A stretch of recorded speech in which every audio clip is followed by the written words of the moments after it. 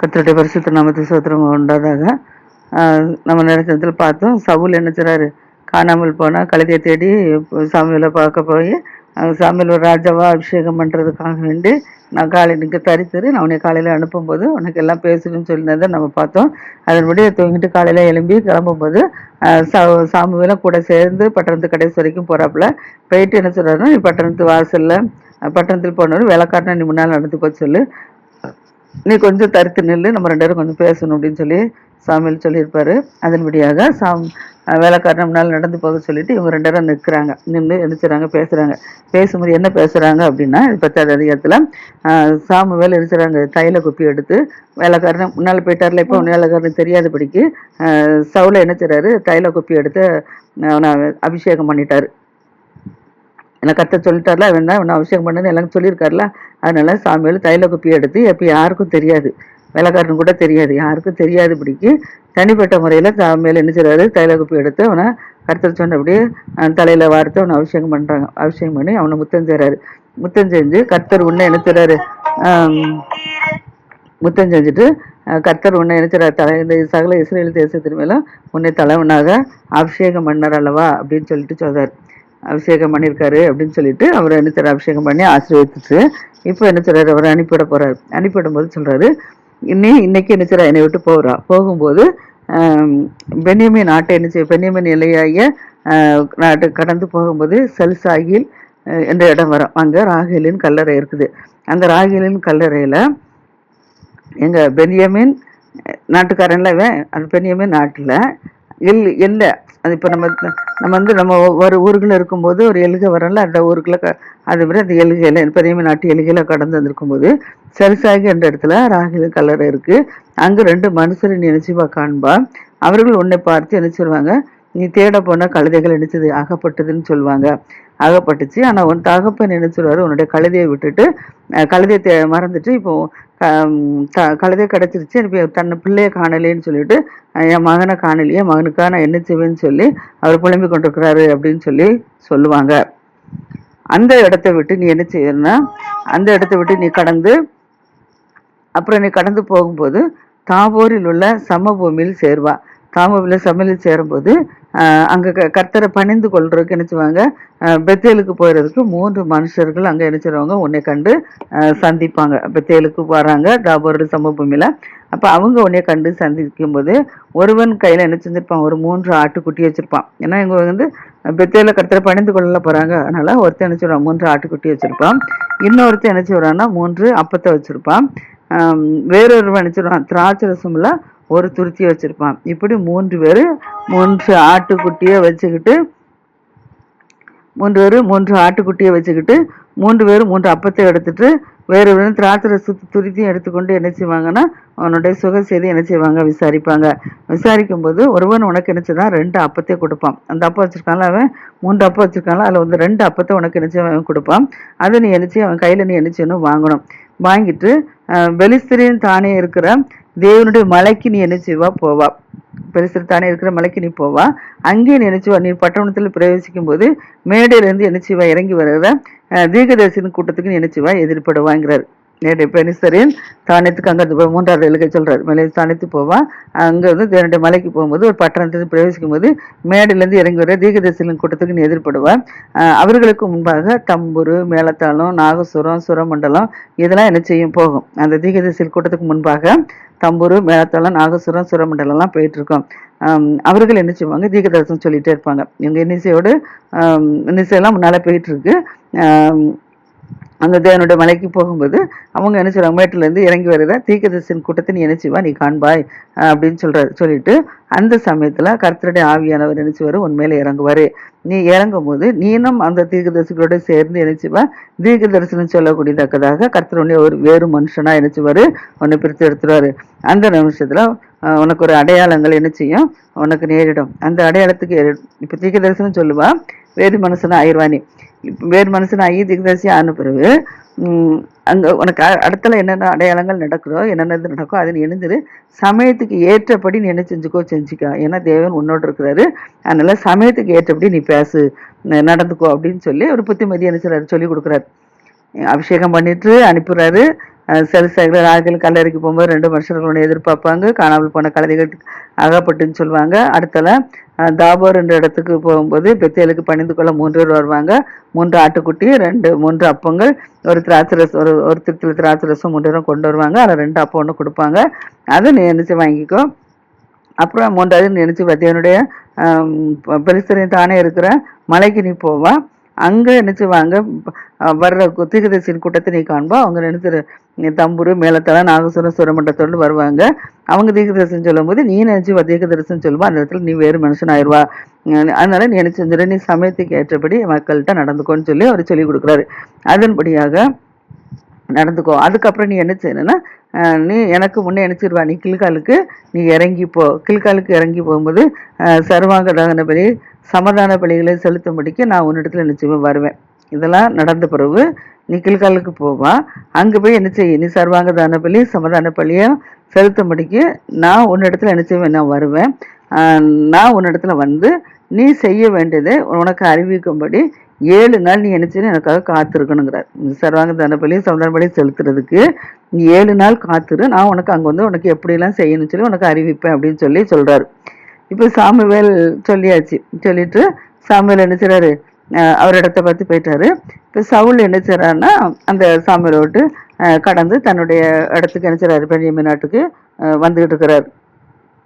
பென்யமீன் நாட்டுக்கு வந்துட்டு இருக்கும்போது அதே போல என்ன செய்வாருன்னா தேவனுடைய மனுஷர் சாமுவேல் அவருக்கு சொன்னபடியே நினைச்சது நடக்குது. இப்போ அந்த 3 இடத்தையும் சொன்னபடி 3 இடத்தையும் கடந்து வந்தாச்சு. 3 இடத்துக்கு கடந்து தீர்க்கதரிசி கூட்டத்தை வந்தோடனே இப்போ வேறு மனுஷன் ஆகிட்டான். அவனுக்கு தீர்க்கதரிசனங்கள் நினைச்சது கடந்துருச்சு. கிடைச்சோடனே இப்போ என்ன செய்றாரு, அந்த இடத்துல தேவனுடைய ஆவி அவன் மேல் இறங்குனதுனால அவன் தீர்க்கதரிசி சொல்லிட்டு வரான். அந்த சமயத்தில் ஜனங்கள்லாம் சொல்றாங்க, கீசின் குமாரனுக்கு வந்தது என்ன அப்படின்னு கேட்குறாங்க. ஏன்னா அவன் வளர்த்தியா இருக்கான், சமுத்திரம் உள்ளவனா இருக்கிறான். அவங்க சின்ன கோத்திரம் தான், சின்ன கொஞ்சம் ஜனத்தொகை தான். அதனால இவங்களுக்கு ஒன்று பார்த்தோன்னே கேட்குறாங்க. இப்போ வந்து பெரிய ஊர் நிறைய மக்கள் இருந்தால் கண்டுபிடிக்க தெரியும். இவங்க ஜனத்தொகை கொஞ்சங்கிறனால கீஸு எல்லாத்துக்கும் தெரியும், சவுலும் நல்லா எல்லாத்துக்கும் தெரியும். அதனால அவங்க கேட்குறாங்க, கீசின் குமாருக்கு வந்து ஏன்னா இவங்க தீர்க்கதரிசனம் சொல்லிட்டே வரான்ல, தீர்க்கதரிசனம் சொல்லிட்டு வரனால தான் கீசின் மகனுக்கு நடந்தது என்ன அப்படின்னு சொல்லி கேட்குறாங்க. அப்போ சொல்லிட்டு சொல்றாங்க, சவுலும் தீர்க்கதரிசியில் ஒருவனா அப்படின்னு சொல்லி ஜனங்கள் நினைச்சுறாங்க, ஒருவர் நினைச்சுறாங்க, பேசி கொண்டு சொல்லி கொண்டு வராங்க. இந்த சமயத்துல அங்க நிக்கிறதுல ஒருத்தன் சொல்றான், அந்த கூட்டத்துல நிக்கிறதுல ஒருத்தன் சொல்றான், இவர்களுக்கு தகப்பன் யாரு, இவனும் சவுலு தீர்க்கதரிசி வருவானோ அப்படின்னு சொல்லி பழமொழி ஆயிட்டு அப்படின்னு சொல்லி ஒருத்தன் நினைச்சான் சொல்றான். இப்போ அவன் சவுல் தீர்க்கதரிசனம் சொல்லி முடிச்சாச்சு. முடிச்சுட்டு இப்போ சாமுவேல் சொன்னபடி மேடைக்கு வந்தாச்சு. 3 இடத்தையும் கடந்து அந்த தீர்க்கதரிசனத்தோட முடிச்சு இப்போ என்ன செய்றாரு, நிறைய கில்காலுக்கு போகணும்னு சொன்னார்ல, அது மாதிரி கில்காலுக்கு வந்தாச்சு. அங்கே வந்து மேடையின் மேலே ஏறி இருக்கிறாப்புல. ஏறிக்கும்போது அந்த சவுளுடைய சின்ன தகப்பனா சித்தப்பா நம்ம சொல்லுவோம்ல, அதுதான் சவுளுடைய சிறிய தகப்பன், அப்பாவுடைய தம்பி சித்தப்பா என்ன செய்றாரு, வரார். வந்து கேட்குறாரு, நீங்கள் எங்கே போனீங்க, வேலைக்காரனையும் சவுளையும் பார்த்து கேட்குறாங்க, நீ எங்கே போனா அப்படிங்கிற, நீ கழுதை தேட போயிட்டு நீ காணலைன்னு சொல்லி நாங்கள் உங்கள் அப்பா எல்லாரும் வருத்தப்பட்டுட்டு இருக்கோம், நீ எங்கே போனான்னு சொல்லி கேட்குறாரு. உடனே அவங்க அப்பாட்ட சொல்ல, இவர் ஏற்கனவே கற்று சொல்லிட்டார்ல, நீ தீர்க்கதரிசனம் காண்பா, அதுக்கப்புறம் நீ பார்க்குறவங்ககிட்டலாம் என்ன செஞ்சுக்கோ, சமயத்துக்கு ஏற்றபடி பேசிக்கோன்னு சொல்லியிருக்காருல, அதன்படி இப்போ சின்ன சித்தப்பாவை கண்ட உடனே அவன் சொல்கிறான், சரி தப்புன்னு பார்த்து அவர் சொன்னார், கழுதைகள் அகப்பட்டுட்டு, நீ தேடி வந்த கழுதைகள் அகப்பட்டுட்டு இப்போ அதை விட்டுட்டு உன்னுடைய தகப்பனார் உன்னை தேடி கொண்டிருக்காருன்னு மட்டும் சொன்னான். அதை சொன்னானே தவிர ராஜபாரத்தை பற்றி சொல்லலை, இப்படி அபிஷேகம் பண்ணினதையும் சொல்லலை, இப்படி ராஜாவா இருப்பானையும் சொல்லலை, அபிஷேகம் பண்ண எதுவுமே சொல்லலை.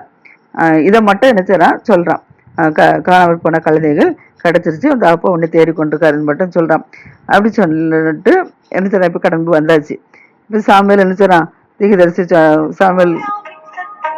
சவுல் எடுத்துறான், கருத்து சாமுவேல் சொன்னபடி இப்போ எடுத்துகிற நேரம் மிஸ்பாவுக்கு வந்தாச்சு. மிஸ்பாவில் வந்து வந்திருக்காரு. இப்போ ஜனங்கள் எல்லாம் வரவழைக்கிறாங்க. வரவழைச்சு இஸ்ரேல் புத்திரை நோக்கி, ஏன்னா இவங்களுக்கு இப்போ வந்து கர்த்தர் சாமுவேல்கிட்ட சொல்லிட்டாரு, இவனுக்கு இவதான் ராஜான்னு தெரிஞ்சு போச்சு, அபிஷேகம் பண்ணியாச்சு. நீ சகல ஜனங்களுக்கும் அவனை அறிமுகப்படுத்தணும்ல. ராஜா கேட்டாங்க, சகல ஜனங்களும் எங்களுக்கு ராஜா வேணும்னு சொல்லி கேட்டுருக்காங்களா, அப்போ அவங்கள்ட்ட அறிமுகப்படுத்தணும்ல.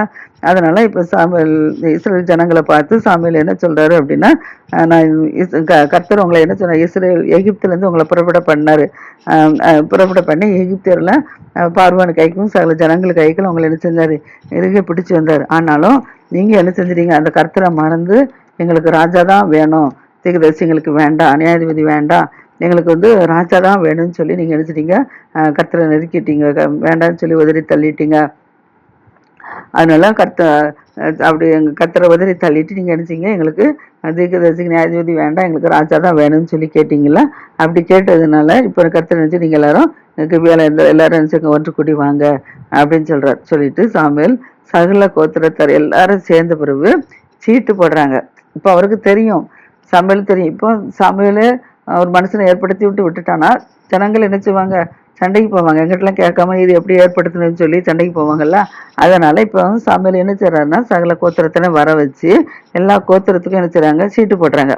12 கோத்திரம் உண்டுல, அந்த கோத்திரத்துக்கும் என்ன செய்றாங்க, ஒவ்வொரு கோத்திரத்துக்கு பேரை எழுதி சீட்டு போடுறாங்க. 12 கோத்திரத்தை எழுதி அப்போ இந்த 12 கோத்திரத்தில் சீட்டு எழுதி போடும்போது அந்த சீட்டு யாருக்கு விழுது, பென்னியமின் கோத்திரத்துக்கு அந்த சீட்டு விழுது.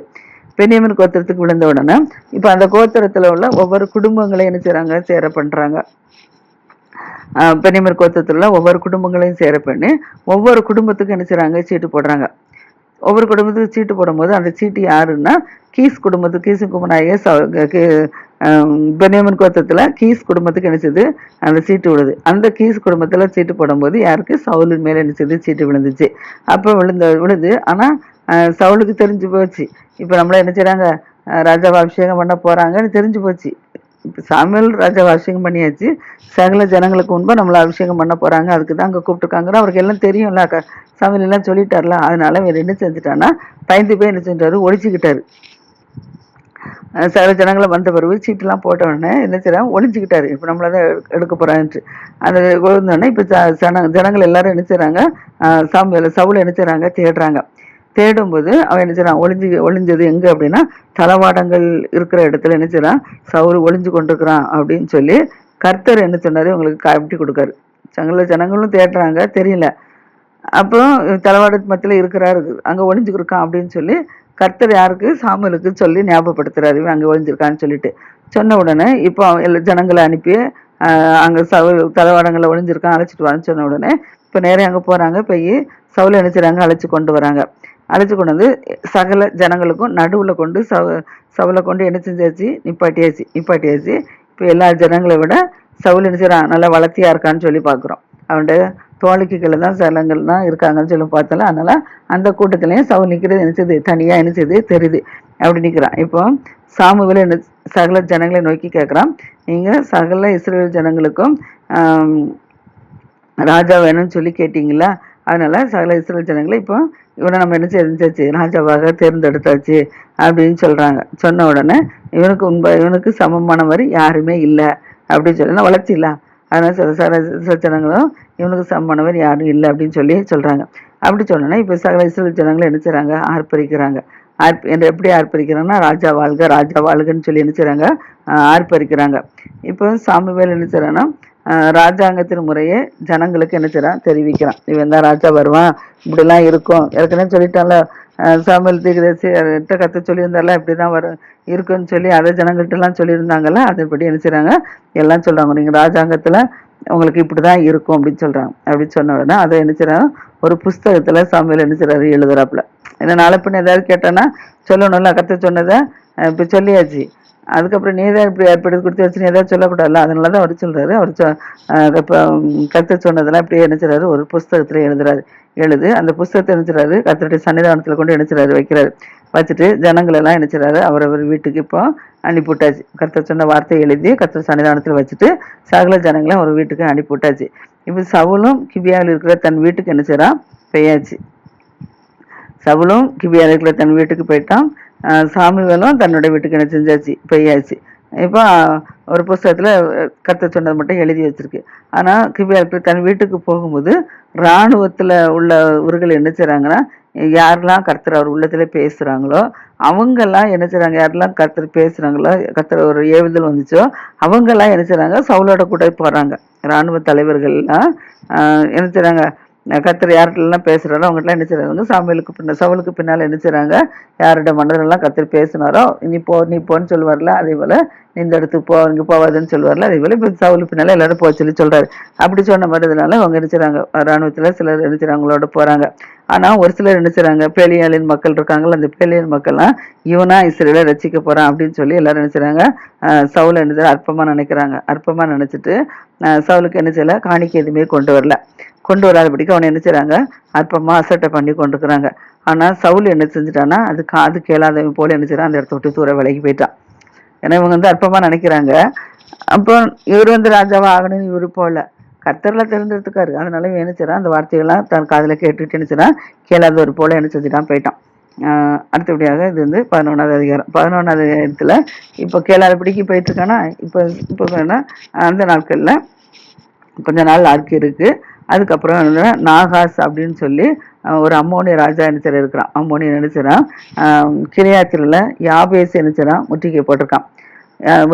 அப்போது யாபேசின் மனுஷர்கள் எல்லாரும் நினைச்சுறாங்க, நாகாசை நோக்கி எங்களுக்கு நீ உடன்படிக்கை பண்ணு, அப்பொழுது நாங்கள் உண்மை சேவிப்போங்கிறாங்க. ஏன்னா நாகாஸ் அம்மோனுடைய நினைச்சுறான், கிளியாத்திரில் யாபேஸ் நினைச்சுறான் தன் கைகளை முற்றுகை போட்டு வச்சிருக்கிறான். இப்போ அந்த யாபேசு மனுஷங்க எல்லாரும் நினைச்சுறாங்க, நாகாசை நோக்கி எங்களோட உடன்படிக்கை பண்ணோம், அப்பொழுது நாங்கள் உண்மை சேவிப்போம் அப்படின்னு சொல்றாங்க. அதுக்கு அம்மோனினா நாகாசு சொல்றான், நான் உங்களுக்கு ஒவ்வொருடைய வலது கணையை நினைச்சுவேன் பிடுங்கன்னு தவிர, நான் உங்களோட நினைச்சு பிடுங்கி உங்களுக்கு நான் நிந்தை வர பண்ணுவேனே தவிர, இதுதான் நான் உங்களோட பண்ற உடன்படிக்கை அப்படின்னு சொல்றாரு. அவங்க என்ன சொல்றாங்க, எங்களோட உடன்படிக்கை பண்ணி எங்களை சுதந்திரமா இருங்கன்னு கேட்குறாங்க. ஆனால் இவருங்க என்ன சொல்றாங்க, உங்க கண்களெல்லாம் நினைச்சுவேன், நான் பிடுங்கி உங்களுக்கு நிந்தையை நான் வர பண்ணுவேன், அதுதான் நான் உங்களோட பண்ற உடன்படிக்கைன்னு சொல்லி ஆப்போசிட் என்ன சொல்றான். இப்படி சொன்னோன்னே இப்போ யாபேசின் மூப்பர்கள் சொல்றாங்க, நாங்கள் சகல இஸ்ரவேல் நாடுகளுக்கும் என்ன செய்கிறோம், நாங்கள் ஸ்தானாபதிகளை அனுப்பி நாங்கள் என்ன செய்கிறோம், அதுக்கப்புறம் இவங்க எங்களுக்கு உதவி செய்வானுங்களா இல்லையான்னு சொல்ல கேட்டுட்டு நான் சொல்கிறேன். அதனால 7 நாள் எங்களுக்கு தவணை கொடுக்கணும். 7 நாளில் எங்களை யாரும் காப்பாற்றுறதுக்கு எங்களுக்கு உதவி செய்யறதுக்கு யாரும் வராங்களா இல்லையான்னு சொல்லி நாங்கள் பார்ப்போம் அப்படின்னு சொல்லி என்ன சொல்கிறாங்க. சொல்லிட்டு இப்போ என்ன செய்றாங்க, ஸ்நானாபதிகளை சவுலின் ஊராகிய கிபியால என்ன செய்றாங்க, ஜனங்களுக்கு காது கேட்க அந்த செய்திகளை என்ன செய்றாங்க, இப்போ இந்த ஸ்நானாபதிகள் சொல்றாங்க. ஏற்படுத்தி விட்டு நாங்கள் விசாரிச்சுட்டு சொல்லுவோம்னு சொல்லியிருக்காங்களா, அதன்படி ஸ்நானாபதிகளை ஏற்படுத்தி என்ன செய்றாங்க, எல்லா இடத்துலையும் சொல்லியிருக்கிறாங்க. சொன்ன உடனே இப்போ அவங்க என்ன செய்றாங்க, சவுலின் ஊராகிய கிபியா மட்டும் என்ன செய்றாங்க, அவங்கெல்லாம் ஸ்நானாபதிக்கு வராங்க. ஜனங்களுக்கு காதுகளுக்கு கேட்க இந்த செய்திகளை என்ன செய்றாங்க சொல்றாங்க. இப்படி என்ன செய்றாங்க, அம்மோனியனாகிய நாகாசி என்ன செய்றான், கிளையா தேசத்துலேருந்து நம்முடைய நாட்டை முற்றுகை போட்டிருக்கான், நான் உடன்படிக்கை பண்ணனா அவங்க கண்களெல்லாம் பிடுங்கி உங்களுக்கு நிந்தை வர பண்ணுவேன்னு சொல்றான். இப்படி சொல்றான், நம்மளை விடிக்க யார் இருக்கிறா, நாங்கள் 7 நாள் தவணை கேட்டுட்டு வந்திருக்கோம் அப்படின்னு சொல்லி என்ன செய்றாங்க, அவங்க அழுறத சத்தத்தை கேட்டது ஜனங்கள்லாம் கேட்டு என்ன செய்றாங்க, அவங்கள சத்தம் போட்டு எடுத்துறாங்க. இவங்க சொன்ன உடனே சகல இஸ்ரேல் ஜனங்களும் அழுதாங்க. நம்மள ஏற்கனவே அவங்க யுத்தத்தில் முறியடிக்கப்பட்டு எல்லாம் செத்து போயிட்டாங்க, கொஞ்சம் பேர் இருக்காங்க, இப்பவும் நம்மளுக்கு யுத்தம் பண்ண வராங்களா அப்படின்னு சொல்லிட்டு அவங்களுக்கு என்ன செய்யுது, பயம் உண்டாயிடுச்சு. பயத்தினால என்ன செய்றாங்க, எல்லாரும் அழுதுட்டு இருக்கும்போது சவுல் இப்போ என்ன செய்றான்னா, மாடுகளின் பின்னால வயல்லேருந்து வரான். இப்போ மாடு பிடிச்சிட்டு வரவங்க என்ன செய்வாங்கன்னா, மாடை முன்னால் விட்டு மாடை கொண்டு வரவங்க என்ன செய்வாங்க, பின்னால் வருவாங்க. அதே போல் சவுல் என்ன செய்றான், தன்னுடைய தகப்பனுடைய மாடுகளை என்ன செய்ற வயலிருந்து அவுத்துட்டு வரும்போது மாடு முன்னால் போகுது, இவர் பின்னால் வரும்போது இவங்க எல்லாரும் அழுதுட்டு இருக்கிறாங்க. அந்த சத்தத்தை கேட்ட உடனே இவர் என்ன அப்படின்னு சொல்லி விசாரிக்கிறார். சவுல் விசாரிக்கும் போது யாபேசின் மனுஷர்கள் சொல்லிய செய்திகளை என்ன செய்றாங்க சொல்றாங்க. இப்படி அம்மன் ராஜா நாகாசு எங்களை என்ன செய்றாரு, எங்களை இப்படி சொல்றாரு அப்படின்னு சொல்லி சொன்ன உடனே அந்த செய்திகளை சவுலுக்கு என்ன செய்றாங்க, தெரியப்படுத்துறாங்க. அப்படி தெரியப்படுத்தின உடனே சாமுவேலுக்குள்ள தேவனுடைய ஆவி இறங்கினார். தேவனுடைய பரிசுத்த ஆவியானவர் இறங்கிட்டார். பரிசுத்த ஆவியானவர் இறங்கின உடனே இப்போ நினைச்சதான் அந்த இப்படி சொன்னாங்கல்ல, அவங்கள கண்களை பிடுங்கன்னு சொல்லி சொன்னாங்களே, அந்த ஜனங்களுக்கு மேல சவுலுக்கு கோபம் வருது. கோபம் உண்டானாக்கி என்ன செய்றான், அவன் ஏற்கனவே மாட்டுக்கு பின்னால தானே வந்துட்டு இருக்கான், அதில் ஒரு மாட்டை பிடிக்கான், ஓரின மாட்டை என்ன செய்றான் பிடிக்கிறான். ஓரின மாட்டை பிடிச்சி அதை என்ன செய்றான், துண்டிச்சு அந்த ஸ்நானாபதி இப்போ சொல்ல வந்தாங்கல்ல, இவங்க கிபியான் குடிகள் சொல்லி விட்டு இருந்தாங்களா, ஸ்நானாபதிகளை அனுப்பி ஒவ்வொரு தேசத்தை ஒவ்வொரு ஒவ்வொரு கோத்திரத்துலையும் கேட்டு வாங்கன்னு சொல்லியிருக்காங்களே, எங்களுக்கு உதவி செய்ய யார் வருவான்னு சொல்லி. அதன்படி இப்போ அவங்க என்ன செய்கிறாங்க, நேராக வந்து ஸ்தானாபதிகள் வந்து என்ன சொல்கிறாங்க, இப்படி சொல்கிறாப்புல, இப்படி ராஜா சவுல் வந்து என்ன சொல்கிறாங்கன்னா, இப்படி ஸ்தானாபதி கையில் கொடுத்து இஸ்ரேல் நாடுகளுக்கெல்லாம் அனுப்பும். சவுலின் பின்னாலேயும் சவுல் சாமுவேல் இவங்க 2 பேரும் பின்னால் யாரெல்லாம் புறப்பட்டு வராங்களோ அவங்களாம் வாங்க. இவங்களுக்கு பின்னால் இங்கே யாரெல்லாம் புறப்பட்டு வரலையோ இவங்களுக்கு என்ன செய்யப்படும்னா, இவங்க மாடுகள் இதே போல் துண்டிக்கப்படும் அப்படின்னு சொல்லிடுவான். அப்படி சொன்ன உடனே இப்போ எல்லாரும் என்ன செய்கிறாங்க, பயந்து போய் சாமுவேல் பின்னாலையும் சவுலின் பின்னாலும் எல்லாரும் என்ன செய்கிறாங்க, வராங்க. இவங்கள என்ன செய்கிறாங்க, லக்கம் பார்க்குறாங்க. லக்கம் பார்த்து என்ன செய்கிறாங்கன்னா, லக்கம் பார்த்து பார்க்குறதுல 3 லட்சம் பேர் என்ன செய்கிறாங்க, இஸ்ரேல் புத்திரில் லட்சம் பார்க்குறாங்க. 3 லட்சம் பேர் இஸ்ரேலில் பார்க்குறாங்க. அதில் யூதா மனுஷரில் என்ன செய்கிறாங்க, 30,000 பேர் இருக்கிறாங்க. யூதா மனுஷரில் 30,000 பேர் என்ன செய்கிறாங்க இருக்கிறாங்க. இப்போ அவங்க அந்த ஸ்தானாபதிகளை நோக்கி சொல்கிறாங்க, நாளைக்கு வெயில் ஏறுறதுக்கு முன்னாலே நாங்கள் என்ன செய்வோம், உங்களுக்கு ரட்சிப்பு கிடைக்கும் அப்படின்னு சொல்கிறாங்க. அந்த பேசைக்கில் இப்போ எல்லாரும் ஒன்று கூடி வந்திருக்கிறாங்க. எல்லாரும் ஒருமனப்பட்டு சாமுவேல் சவுல் பின்னால் வரவங்களாம் வந்திருக்கணும், இல்லைன்னா உங்கள் மாடு துண்டிக்கப்படுன்னு சொன்னதுனால இப்போ எல்லாரும் ஒன்று கூடி வந்திருக்கிறாங்க. அதில் 30,000 பேர் வந்திருக்காங்க. அந்த 30,000 பேருக்கும் கிட்டையும் சவுல் என்ன சொல்கிறாரு அப்படின்னா, அந்த 30,000 பேரோட அந்த கிபியா குடிகள் இருக்காங்களா, அவங்க தானே இப்போ பயந்து போயிருக்கிறாங்க. அவங்ககிட்ட சொல்கிறாங்க, நாளைக்கு காலையிலேக்குள்ளே நாங்கள் என்ன செஞ்சிடும், அவங்கள நாகாசு என்ன செஞ்சிடும், அழிச்சு போட்டுரும் அப்படின்னு சொல்கிறாங்க. அப்படி சொன்ன உடனே இப்போ அந்த ஸ்நானாபதிகள் என்ன செய்கிறாங்க, சந்தோஷத்தோடு என்ன செய்கிறாங்க, அந்த யாபேசின் மனுஷர் இடத்துல போய் சொல்கிறாங்க, இப்படி சவுல் 30,000 பேரோட வராரு, வந்து எழுச்சிவார், நமக்கு யுத்தத்தில் ஜெயத்தை வாங்கி தருவார், யுத்தம் பண்ண வாரான்னு சொன்ன உடனே இப்போ ஸ்நானாபதி சொல்கிற வார்த்தை கேட்டோன்னே இப்போ ஜனங்களுக்கு ரொம்ப சந்தோஷம். ஏன்னா நமக்கு உதவி செய்ய யாரும் இல்லைன்னு நினச்சிட்டு இருந்தாங்க. இப்போ இவ்வளோ வரதப்படுத்தோடனே ஜனங்கள் என்ன செய்கிறாங்க, மிகுந்த சந்தோஷப்பட்டு கொண்டுக்கிறாங்க. அதே போல் யாபேசு மனுஷன்கிட்ட நாளைக்கு வருவோம். உடனே இவங்க என்ன செய்கிறாங்க, சந்தோஷப்பட்டுட்டு இப்போ நாகாஸ் கேட்ட சொல்லியிருந்தாங்க, நாங்கள் 7 நாள் எங்களுக்கு தவணைத்தாங்க, அதுக்கப்புறம் எங்களுக்கு யாரும் வராங்களா இல்லையா நாங்கள் பார்த்துட்டு அதுக்கப்புறம் உங்கள்கிட்ட சொல்லுவேன்னு சொல்லியிருந்தாங்களா, அதன்படியாக என்ன செய்கிறாங்க, இப்போ அந்த யாபேசு அந்த நாகாசு கிட்ட போய் போகிறாங்க, நாங்கள் நாளைக்கு காலையில் நினைச்சிடறோம், நாங்கள் உங்கள்கிட்ட யுத்தத்துக்கு நாங்கள் வருவோம் அப்படின்னு சொல்லிடுவாங்க. சொல்கிறோம், நீங்கள் எங்கள் இஷ்டத்துப்படி, நீங்கள் உங்களை எங்கள் இஷ்டத்துப்படி இங்கே என்ன செய்யணுமோ செஞ்சுக்காங்க அப்படின்னு சொல்கிறாங்க. அதன்படியாக மறுநாள் என்ன செய்கிறாங்க, 3 படையாக யுத்தத்துக்கு போகிறாங்க. அப்போ என்ன நடந்துச்சுன்னு நாளைக்கு பார்ப்போம். கர்த்தர் ஆசீர்வதிப்பாராக. ஆமென்.